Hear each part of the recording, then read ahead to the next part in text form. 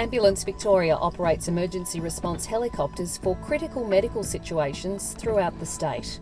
We can provide an advanced level of care, quick attendance and fast transport of an injured patient to a major hospital. We are also involved in search and rescue, winch operations and sea rescue.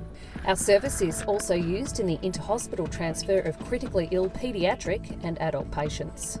This video is designed as a training tool for emergency service personnel who may be involved in helicopter operations. Throughout the course of this presentation, we will outline the following: an introduction to the Air Ambulance Victoria helicopter fleet, the Augusta Westland 139s, procedures to follow when establishing landing sites for emergency helicopters, safety around rotary wing aircraft, and safety around helicopter winching operations. At Ambulance Victoria, we now operate a fleet of Augusta Westland 139s. The AW139 is a medium twin-engine helicopter that is single pilot instrument flight rules rated. Its roles include primary response to major trauma and medical emergencies, inter-hospital transfer of critically unwell patients, and search and rescue supporting other ESO and AMSA. The AW139 is an extremely powerful aircraft, providing significant performance and safety margins for crews. This is especially important when taking off and landing at emergency scenes, at elevated hospital landing pads and during winching operations. Following an extensive consultation and design process, the Ambulance Victoria aircraft have undergone extensive internal modification to prepare them for their roles. The fit-out of the aircraft includes such things as the tracker searchlight, winch, extensive suite of radios to allow communications with emergency services, storage areas for all medical equipment that will be carried on a road ambulance, as well as specialist equipment including blood, ultrasound, portable blood gas analysis equipment and a ventilator. The AW139 is a highly capable aircraft. However, things such as poor visibility, icing and fuel requirements may inhibit the aircraft to attend a task. CASA regulations are also required to be complied with when responding to an emergency.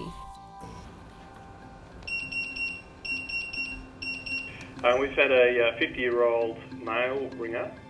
He's out by himself, saying he's dropped his trail bike and he's hit a tree. Initially, emergency tasking is received by an air ambulance flight coordinator.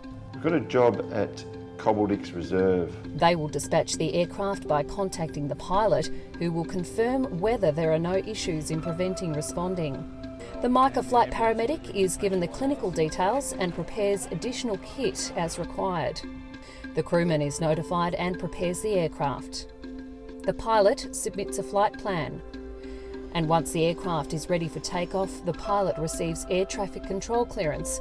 Crewman looks up specific navigational details, and the Micah flight paramedic looks to those on scene to arrange a landing site. Have we got any reports of a landing site and any further SIBREP from the guys on the scene, please?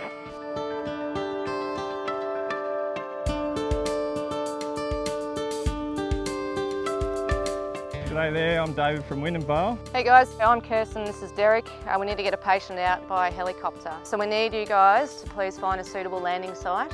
It needs to be 40 by 40 metres wide, so approximately the size of 2 tennis courts. Flat and firm surface and free of any obstacles. Keep your eyes out for any livestock, trees, power lines. If there's any bystanders around, if you can just keep them well clear and just secure any loose items that are around or anything you come across. And once you found a location, if you could come back and let us know, and we'll radio that through to the helicopter. Okay, thank you very much. Thank you very much. Let's go, guys.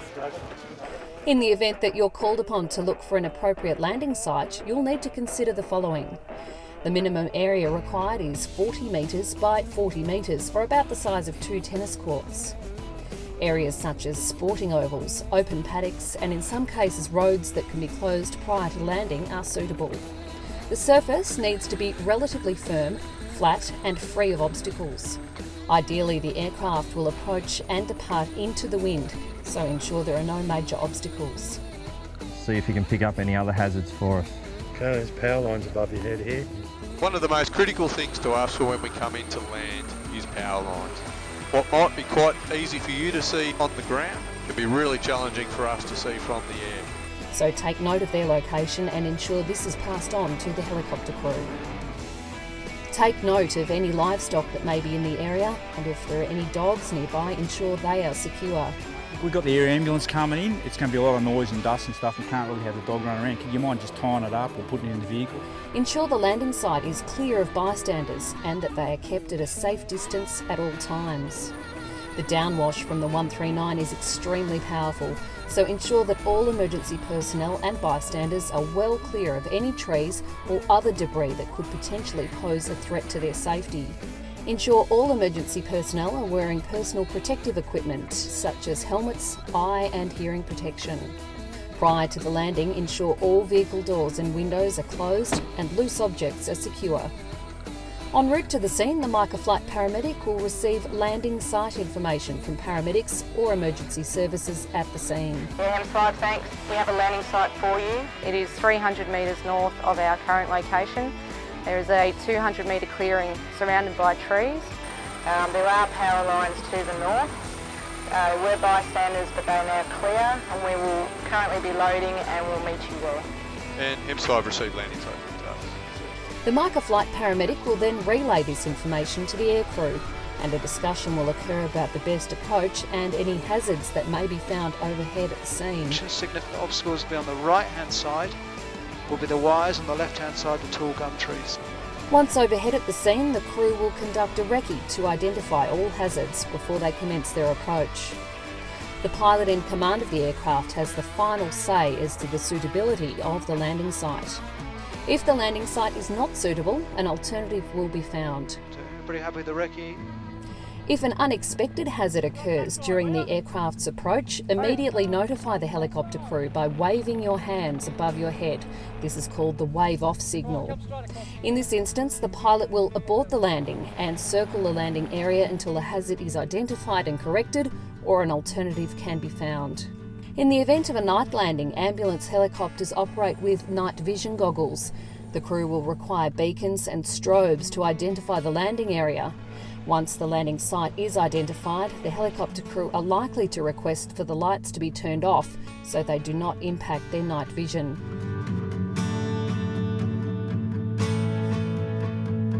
Once the helicopter has landed, remain clear while the rotors are still turning. In the event that you need to approach the aircraft while the rotors are still turning, stand clear of the aircraft and indicate to the crew with your arms out and your thumb up. If appropriate, a crew member will escort you to the aircraft. In this instance, under no circumstances are you to approach the aircraft without a crew member escorting you. Do not approach the aircraft until such time as the rotors have stopped turning and the crew have either exited the aircraft or a thumbs up has been received by the member of the crew to enter.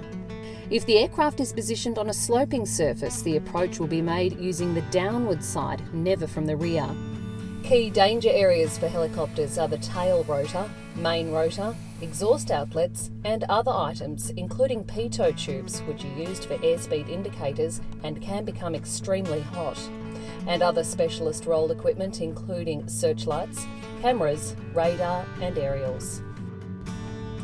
Do not operate aircraft doors or hatches, as these can be easily broken and are best left to the crew to operate.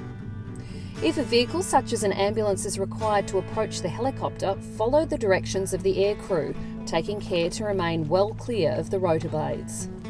During the loading of a patient onto the aircraft, your assistance may be required. Please follow the aircrew instructions. During the helicopter's departure, follow the same procedures as the landing, ensuring that all personnel and vehicles are well clear until the aircraft has completely departed the scene.